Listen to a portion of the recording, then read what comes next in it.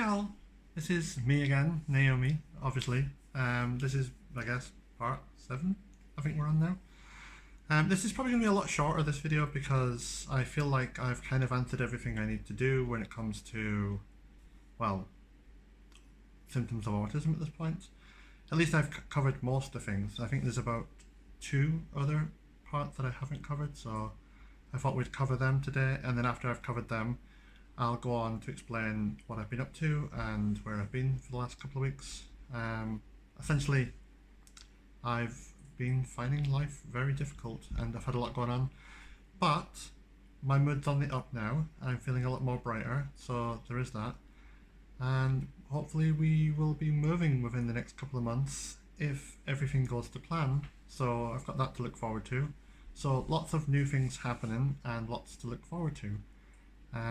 Yeah, so I'm gonna use my notes that I've got on my computer here to the side of me for the 2 things that I missed initially in the other videos, and we're gonna go over them. So we've got being quiet and hide your feelings. So do I tend to be quiet and hide my feelings? Well, yeah, sometimes. So what I put to that was I tend to keep my feelings to myself, which is what I tend to do anyway, as I worry that other people will essentially maybe think I'm strange. I mean, I am a bit strange, but not necessarily in a bad way. Got this little duck thing thought I'd show you. I don't know if I showed it in another video. I don't think I have. I believe I've showed it in other videos, just not related to this. I also got my ear pierced this week, or technically last week now. So I'm going to get a hoop in there, which I've got a gold hoop to put in there.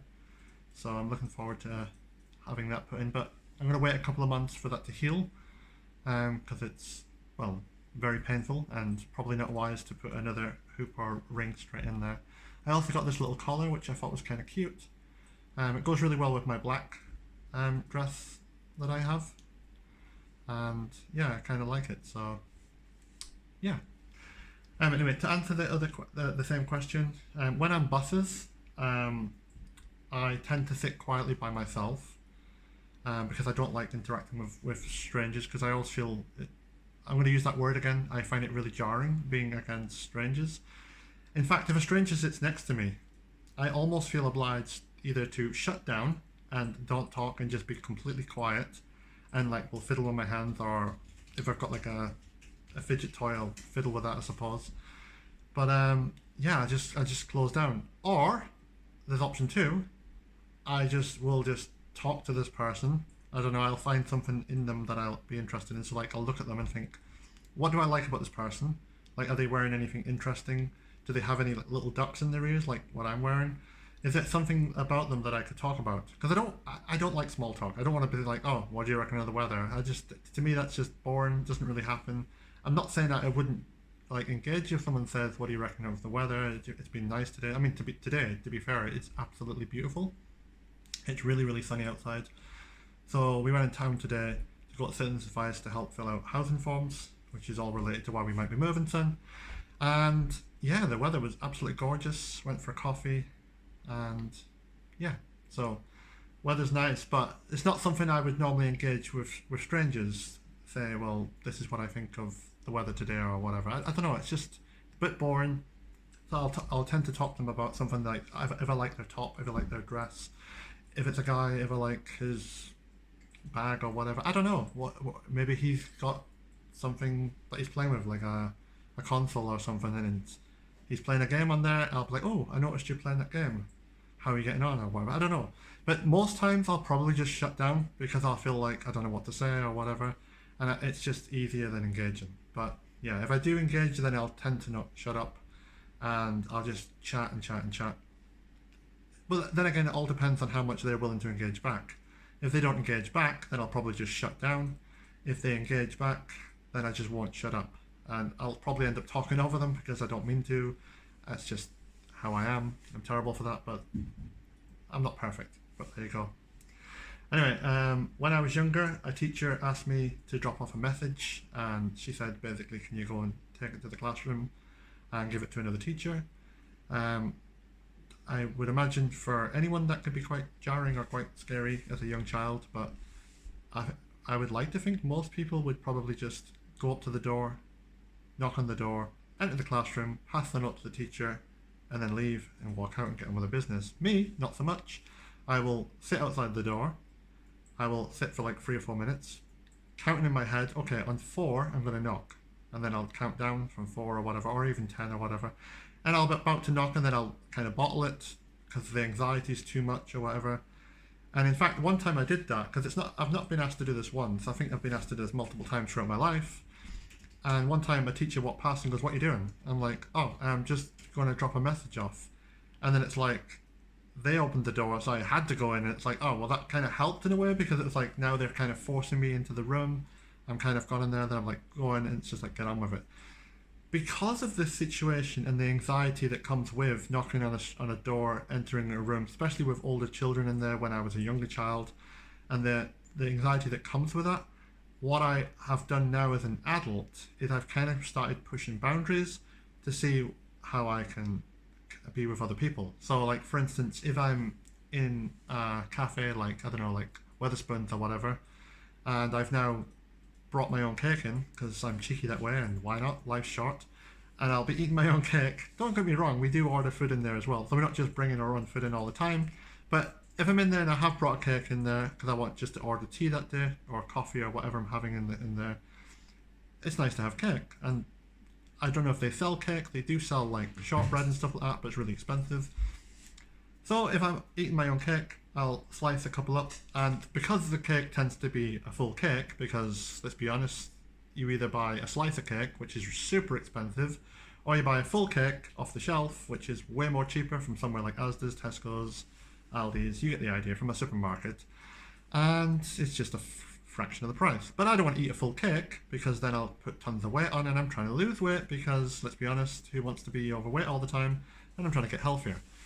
So there was a couple to the side of us, and I was in there and I was eating the cake with my partner Matoko, and we were slicing the cake up, and I was like, there's too much cake. There's no way we're going to eat all this cake. Sure, we can have like 5 or 6 cups of coffee because it's free refills, but we're just not going to get through the whole cake. So I was like, all right, on 10, I'm just going to do the whole countdown thing. But before I get down to 1, I'm going to just go on one of the earlier numbers. So like, for instance, I'm not going to tell myself when to go. I'm not allowed to get to 1. Because if I get to 1, that means I've kind of like failed and the anxiety is going to be overwhelming. So I just need to count down in my head.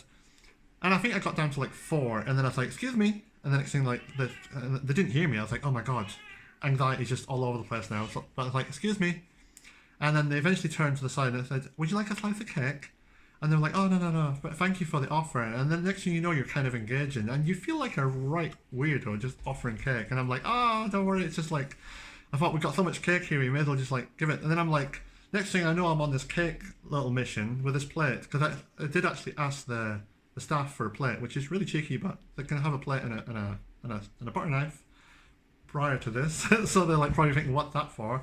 And the actual staff guy came past later on and goes, oh, I see what that's for now.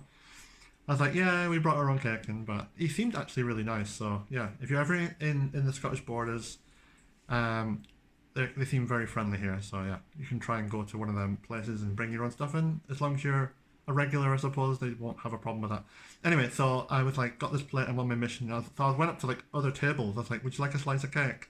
I think I asked 2 people in total, like 2 lots of people in total, should I mean. No one wanted a slice of cake. Or I can't remember, did actually someone take a slice? No, I don't think they did. But the sentiment was there. I'm sure if I offered enough people, someone would, and we literally just cut it in front of them. So they know it's fresh cake anyway. So I was just explaining to them and like, oh, why not? And they would be like, oh, I'm just trying to look after my diet and stuff. So everyone's on a diet apparently, probably because of the pandemic. We all got fat or whatever. Who knows? But yeah, each their own, and that was fine. But I feel like doing these type of things kind of like builds confidence, but it's getting to the point of starting. The problem is, once I've started, I'm kind of like, the anxiety is so overwhelming. It's like, oh my God, I must ask everyone who wants a slice of cake. I might as well just shouted, does anyone want cake? You know, and just like gone all overboard. But yeah, I'm not that bad. But yeah, this is why my autism tends to be quite well hidden, because I push myself to do boundaries like this, and because I'm come across as quite confident, I talk quite a lot, people think, oh wow, there's no way. I mean, so I would never have known. Now, obviously, I'm not actually diagnosed as yet, but I am working towards that, and I'll explain that once I get past these questions. All right, so the next question that I never covered last time was getting too close to people or getting very upset if people get too close to you or touch you or whatever. I don't like sitting next to strangers, as I already explained. People on the bus sitting next to you, it makes me feel uncomfortable, especially if like the bus is full or whatever. I always feel like really awkward, like, oh no, is someone going to sit next to me? I'm going to have to engage with them. I think once I've engaged, the anxiety goes, like I explained, but it's the initial engagement I'll either shut down. If I shut down, I'm shut down for a whole hour and a half on that whole bus journey, and I just feel so uncomfortable, and I'll just be fiddling and stimming and just, yeah, it's just not good. It's a horrible sensation. So I actually prefer it when I actually do have something to talk about. But it's worse if you try and engage with someone and they're not willing to engage back because for whatever reason they're either grumpy or they're just not, they're quite shy themselves. Maybe they're autistic themselves, maybe they're not, maybe they just don't like interacting with people, who knows. For whatever reason, if they don't want to engage, you're kind of, well, screwed, I guess, and you're kind of just like going to shut down. At least I'm going to shut down. So, I don't like sitting next to people in buses. However, if I'm arranging to meet someone, a stranger, for instance, like, and I've got an appointment, I don't know, and I'm arranging to meet a person prior, and I've spoke to them on the phone, or I did a video call or whatever, then essentially, I suppose that if you've done a video call, they're not really a stranger at that point, per se, but if you've done a phone call, they're still kind of a stranger. You spoke to them initially, so you kind of broke the stranger barrier a little bit, you kind of know them maybe on name terms now, then that's less scary, I suppose. I guess not technically a stranger, if you want to put it like that. And I don't mind that. If people do sit next to me, sometimes because of anxiety, I can feel overwhelmed and hot and cold and stuff, and my temperature will fluctuate. I'll either feel too cold, too hot, and I'll kind of just be all over. Which I've already explained in the past, I think, about how my temperature always fluctuates. Anyway, I don't know why that does that. But yeah, so sitting close to people is okay if I've already arranged to do so, but in general, if I don't have to sit next to someone, I would rather not. I would rather sit either by myself or with my partner. In fact, when I go out, I'd rather my partner went with me. I don't like going outside on my own. I might seem like super confident when she's with me. I kind of use her to bounce off. Like, just her, having her there is like a confidence thing. If you think she's like a lucky charm, if you will.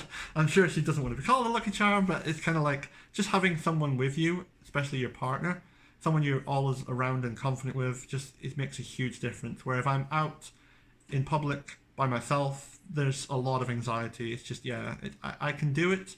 Once I get going, I think the anxiety makes me talk more, and you get the idea. I mean, I'm getting better at talking to the camera, although that could be arguable, but yeah, I feel like I am. So that's the 2 questions covered. Now, covered? There you go, my word problems. Anyway, that's the 2 questions covered that I was going to cover. And that's like, I think that was the only ones I've missed that my friend had already covered in my initial 6 videos.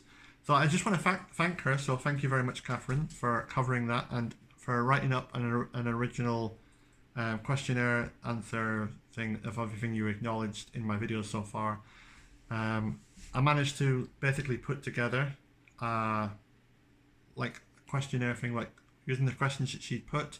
I managed to elaborate on them, write up a big thing. In fact, it was last week. I spent 9 hours from 12 in the morning. I got up first thing in the morning, all the way to 9 o'clock. Well, I finished just before 9, but the time I got it all sorted into an email, it took about 9 hours in total to write it all up. And I'm not the greatest at writing because I'm dyslexic, so writing's not necessarily easy for me, but I did manage to get it done.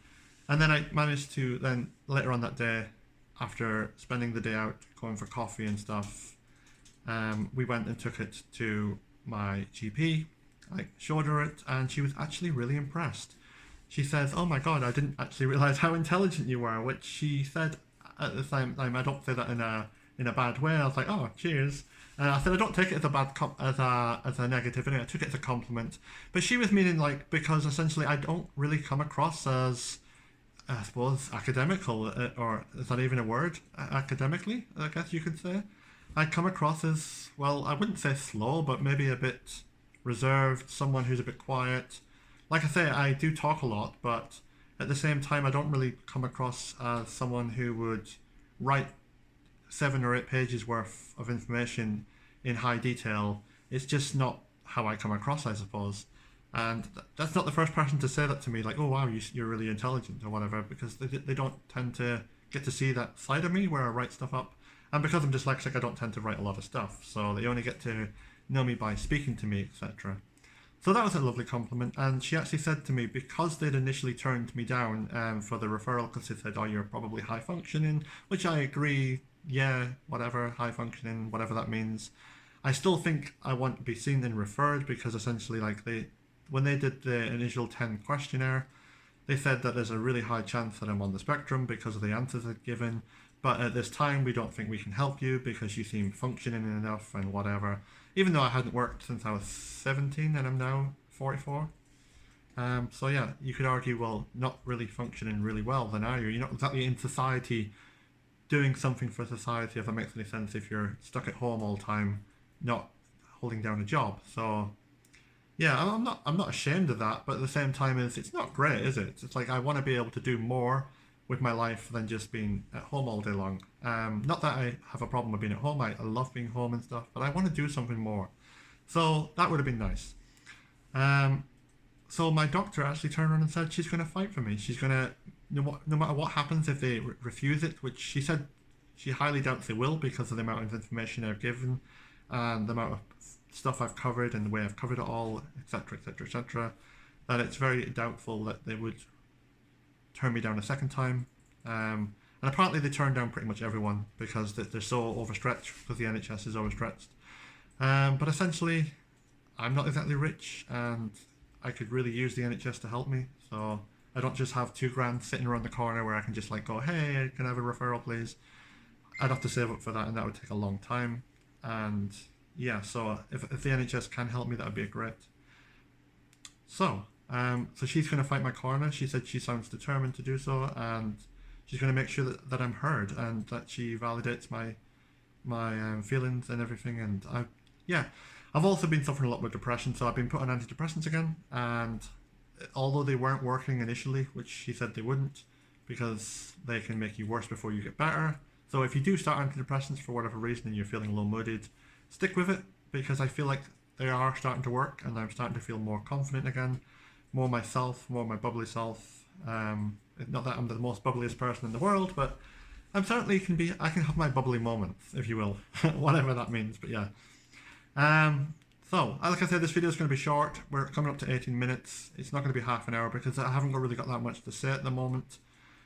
This is kind of like how my journey's going. I may do some more videos on this in the future, but as it stands for now, until I hear back, I feel like we've kind of covered everything we need to cover with this story.